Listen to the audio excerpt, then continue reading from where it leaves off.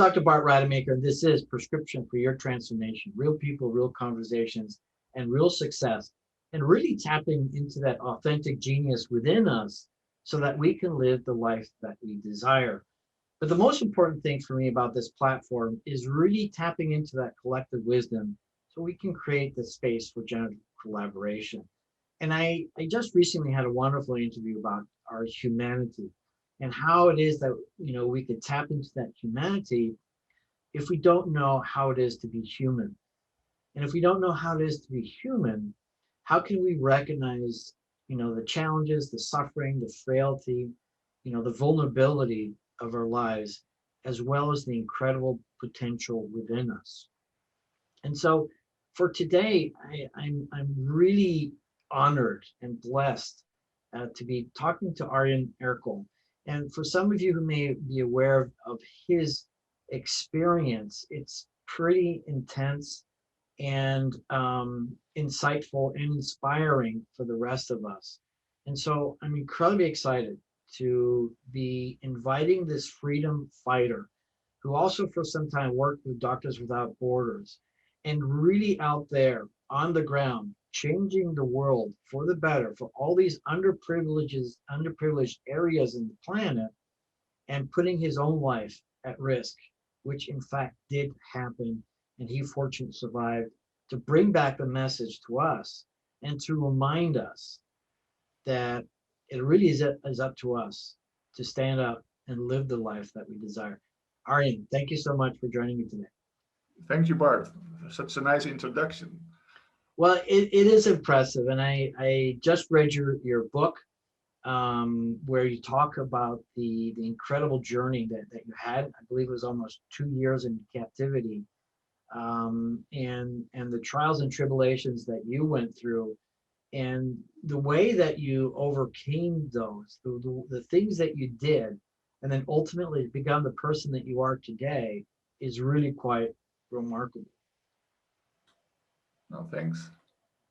So yeah, it was, of course, we'll talk about it more in detail, but it was really a hardship and difficult time of my life. But luckily I survived. I was kidnapped for 607 days in Chechnya, a rebel state in Russia.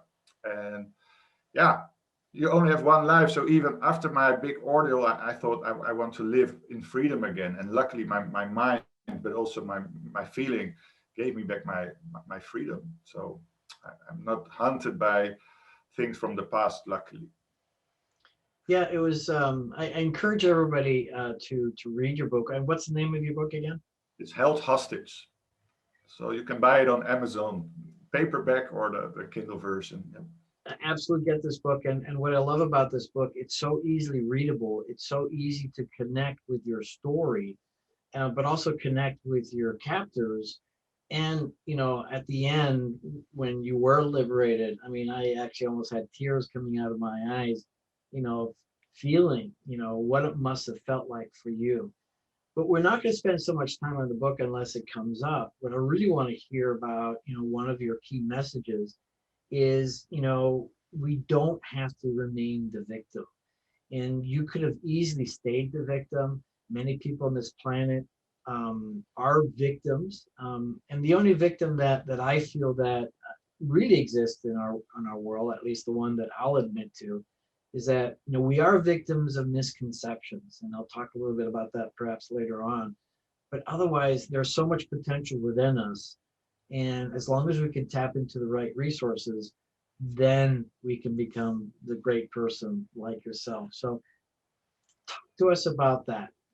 How is it that we get out of that victimhood? Yeah, I think it starts with telling yourself, what is the use of being a victim? I think everyone understands that it's no use or not much use of being a victim.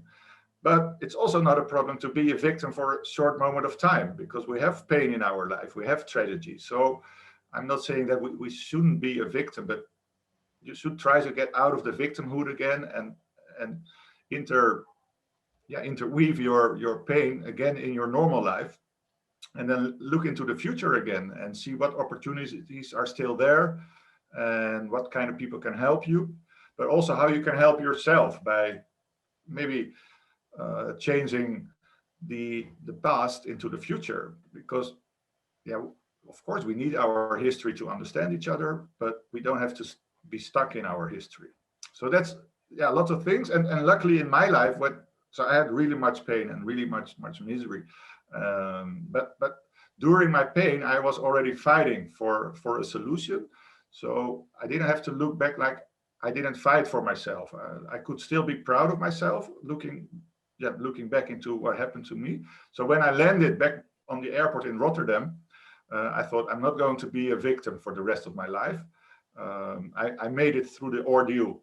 So I'm a survivor. I can even call myself a winner. So that was all the rationale. But then luckily my body also told me, yeah, you're strong enough. You had all your, I surprised myself. So if I could manage in these dark times, why couldn't I use that powers in my free world again? So that helped me, I think, bringing my rationale and my inner body, yeah, as a whole holistic approach to my new freedom and my new future. You know, what I thought was insightful too, and if I refer to Viktor Frankl, and he says the last freedom of man is the freedom to choose how you feel in any kind of situation.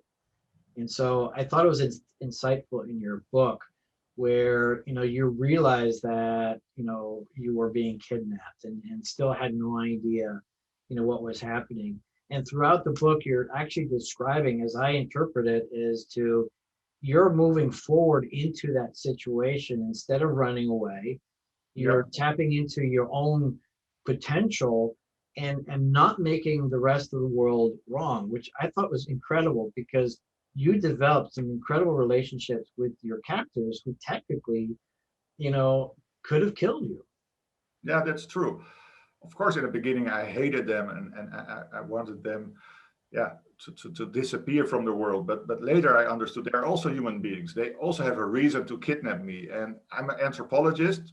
So it took me 2 weeks of lots of crying, lots of, yeah, frustrations. But then I realized, okay, I'm here. Maybe I'm going to stay here for 6 months because the average kidnapping in Chechnya takes 6 months. And I don't want to waste my time completely. So why don't I make a research? Why do people radicalize? What's so important for them in their lives? So I needed to be curious again, as an anthropologist is. And then, of course, you also need to observe, you need to participate. So they would only give me this space to do so if they would appreciate me or would like me as a human being and not as a product. So I understood that if I don't show empathy for them, they will never show empathy for me. And that became the whole process, and that became my target and my aim.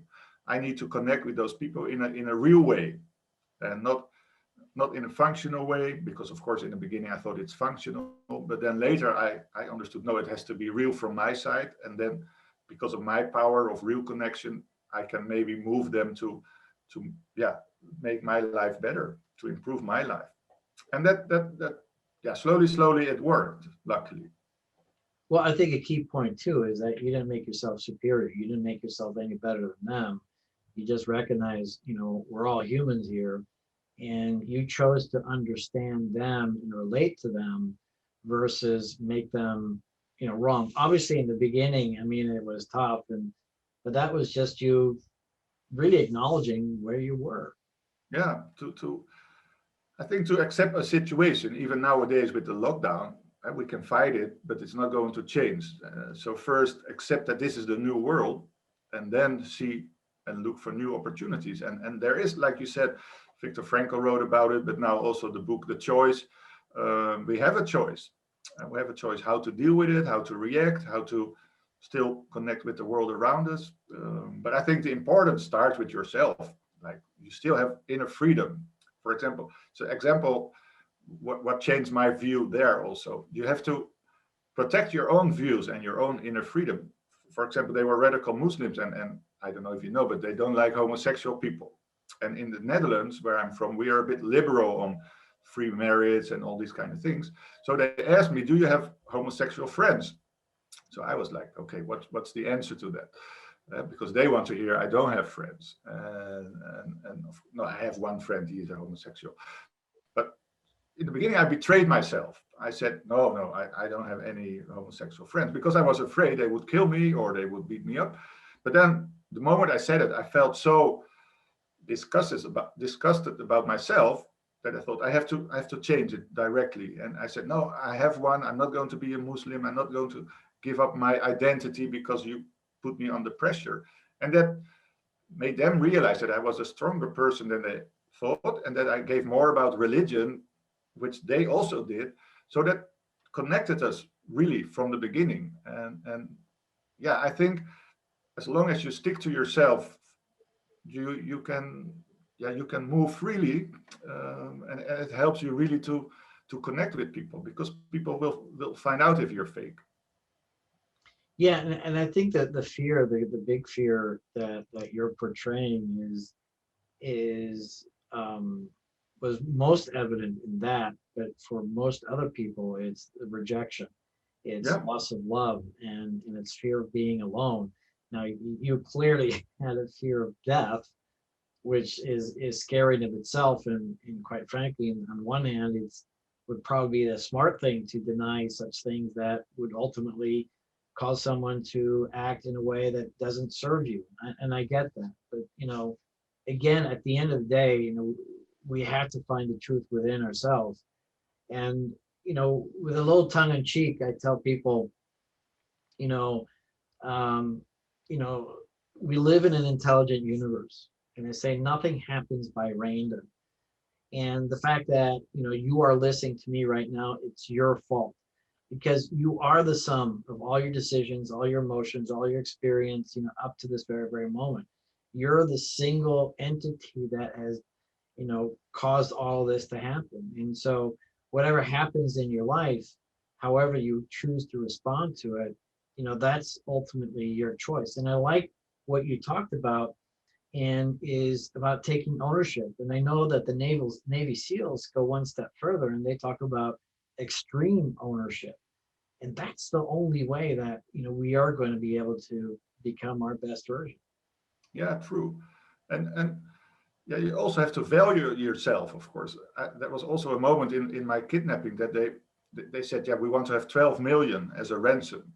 And then I thought, yeah, that's way too much. So I told them that's way too much, because I'm from a humanitarian organization, and we don't we need the money to spend on refugees. And they said, yeah, but we will not, yeah, set you out for free. I said, no, okay, but maybe there's an amount in between. And they said, yeah, what's your worth? And I said, yeah, my value is $1 million. And first they thought, yeah, you're from the Netherlands, you're Dutch, so you don't want to spend money. But from the other side, it's I think in real life, lots of people underestimate their own value. And if you yourself underestimate yourself, why will other people overestimate you? So it begins with your own value, and be proud of yourself and stand up for yourself. That's no for sure. And you talk about surprises. Yeah. Yeah, I think lots of people are afraid to not surprise themselves, or to surprise themselves, sorry, because they are afraid maybe of losing what they have, or they don't know what they can expect. So they take the status quo maybe for granted, even though it doesn't make their life so perfect anymore. And I think if you don't surprise yourself every now and then, you don't grow. So you have to stretch yourself, definitely. And I during my time, I realized I'm stretching myself lots of times. Of course, I had fear. For example, I had to box with them. I did a little bit of boxing in the Netherlands, and I was a bit bigger than they are. But yeah, they were rebels. They had all kind of training. So I was also afraid to end up, yeah, boxing and being laying on the ground. And in the beginning, I tried to say, hey, I'm from the Netherlands, I'm a big champ, and it's better not to box with me, because if you box with me and I win, I have to take your position and you lose face. And then they started to say, yeah, but we killed so many Russian people, you will be the next that suffer. And then I was thinking, what shall I do? But yeah, I had to box anyway. So in the beginning, I was a bit worried, and I tried to move a bit. But then one of the guys hit me so hard on the eye, so I felt okay, now I have to fight back. And I was fighting back, and the guy told me, yeah, please stop, go back to your room. But yeah, I felt so proud that I surprised myself, I stretched myself, and I gained respect in the group, and I gained respect for myself. So yeah, that's what I mean with surprise. Surprise yourself, learn new things, be curious, and act. Yep. No, I think your point is really well taken, because I agree with you. I think most people, and I find myself, guilty of this as well, that we underestimate our true value, and we also underestimate our true potential.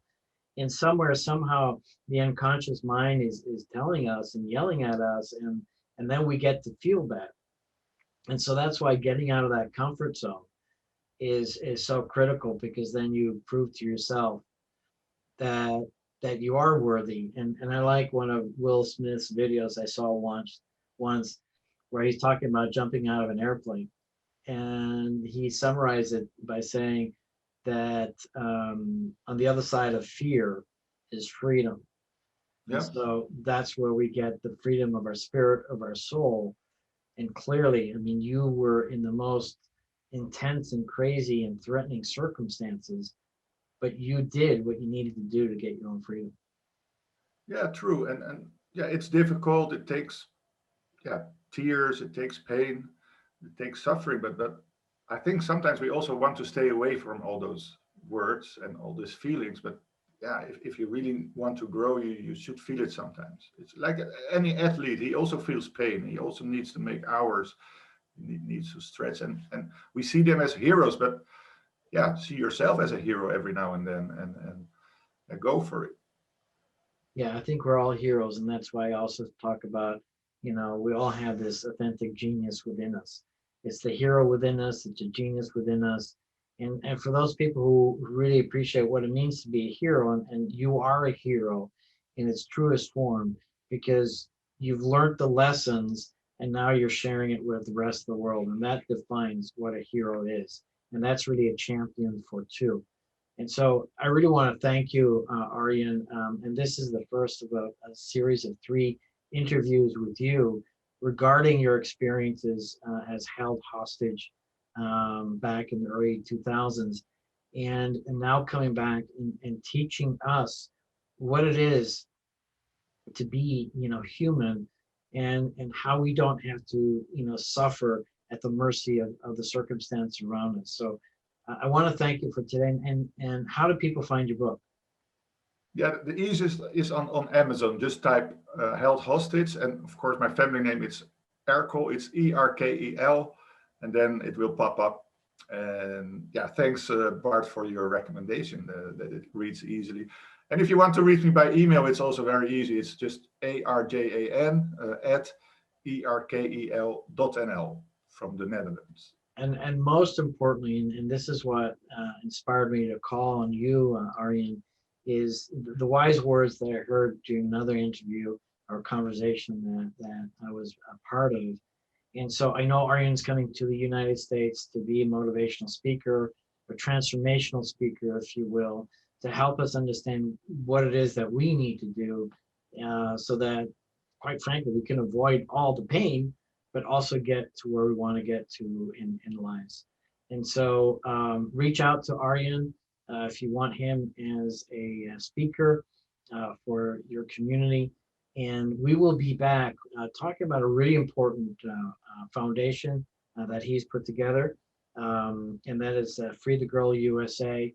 That's part 2. And then part 3, we're going to go into some really interesting dynamics of society and anthropology, and how we need to begin to focus on collaborating together versus fighting each other. Arjan, thank you so much. Thank you, Bart. Thanks for joining us on another episode of Dr. Rademacher's Prescription for Your Transformation. Continue the path towards discovering your own authentic genius by tuning in next time for more real conversations with real people.